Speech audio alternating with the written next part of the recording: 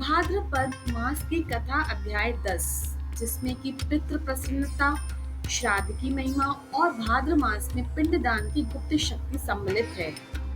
भाद्र मास विशेषकर पितरों को समर्पित माना जाता है। इस मास में किए गए श्राद्ध, तर्पण और पिंडदान से पितृगण प्रसन्न होकर अपने वंशजों को सुख, समृद्धि और कष्टों से मुक्ति का आशीर्वाद देते हैं। भाद्रपद में क्या विशेष और क्यों विशेष है? क्योंकि भाद्रपद मास में अमावस्या से पूर्व का समय पितरों की आत्मा के जागरण का होता है। जो व्यक्ति इस समय श्राद्ध करता है उसे पितरों की तरफ से आशीर्वाद, समाधान और संतोष प्राप्त होता है। पितृदोष के क्या लक्षण हैं? जिसमें कि संतान संबंधी समस्या, विवाह में विलंब, पूर्वजों के नाम बार बार स्मरण, आर्थिक रुकावटें, बार बार रोग या दुर्घटना होना। इसके उपाय में भाद्र मास में श्राद्ध तिथि पर तिल, जल, पुष्प और पिंडदान करें। ब्राह्मण भोजन या गौ सेवा कराएं। ओम पितृभ्यम नमः का 108 बार जाप करें। श्राद्ध से पितरों का पूजन करें। इसमें जल, तिल, खीर, पूरी, साग आदि से पिंड या भोजन बनाकर ब्राह्मण या गाय को अर्पित किया जाता है।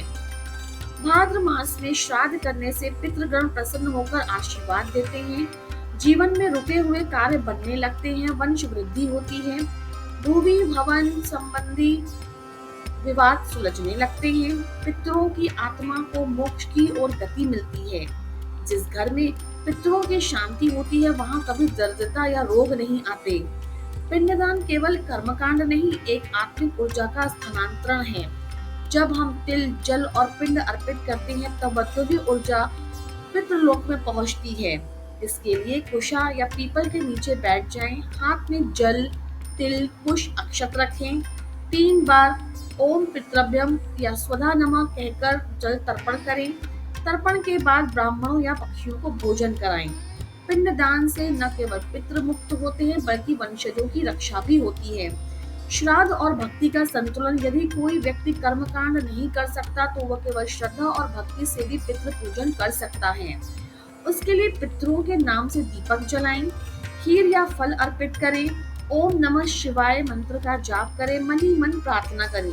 हे पितृदेवों, आप जहाँ कहीं भी हो प्रसन्न रहें, मुझे आशीर्वाद दें, मेरा मार्गदर्शन करें। पितृ प्रसन्नता से जीवन में परिवर्तन होता है। इसके लिए अचानक आर्थिक लाभ, घर में सुख, शांति, समृद्धि, पूर्वज स्वप्न में आकर आशीर्वाद देते हैं, संतान संबंधी कष्ट दूर होते हैं, मानसिक और आध्यात्मिक शांति प्राप्त होती है। पितृ आशीर्वाद से जीवन के समस्त मार्ग खुल जाते हैं। जो साधक भाद्रपद मास में पितृ पूजन, तर्पण, श्राद्ध और पिंडदान करता है वह अपने पूर्वजों की आत्मा को शांति देता है और अपने जीवन को कष्टों से मुक्ति, सफलता, संतान, स्वास्थ्य और सुख से भर देता है।